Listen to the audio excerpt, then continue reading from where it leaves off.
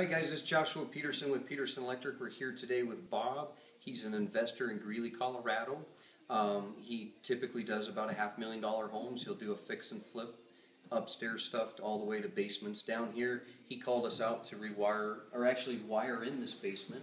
The basement was about 1,650 square foot and had about 100 openings between can lights, switches, outlets, ceiling fans, and smoke detectors. So if someone calls you up, or you're calling us up and you ask us how much is it, we can try to bid it by the opening if we have a print, and it'll be a certain price for cans, ceiling fans, outlets, and switches. It all kind of varies. Anyways, I wanted to talk to you real quickly about permits. I get a lot of phone calls, and a lot of people seem like they want to avoid that. I want to talk to you today and introduce you to Bob and have Bob explain why it's important for him as an investor to get the proper permits and do the proper procedures. It's very important these days to get permits on these properties.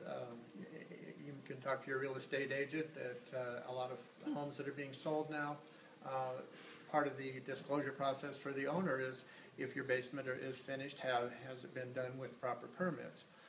One city in particular, Loveland, if they find out that a home had its basement finished without a permit, they've been going in and actually making people remove their drywall out of their basement so that they can see the plumbing, the heating, the electrical.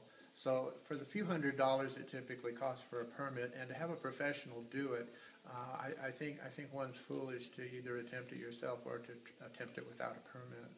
We always call Josh. I've worked with him for several years. He's always very prompt, and his pricing is fair. I would highly recommend him. Do you like our work? Very much so. Very much so.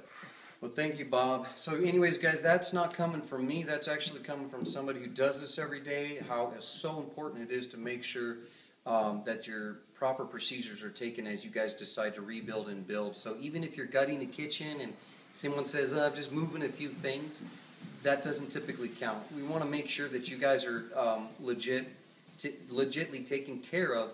But the one thing you need to keep in mind is that the inspectors will also make sure that us, the contractors, are doing our job correctly to code. And you can also go back to your insurance company and show them your permit and say, hey, do we get a discount for getting rid of the FPE panel or updating your electrical to a new current code? Anyways, thanks guys for coming with us. We'll talk to you next week.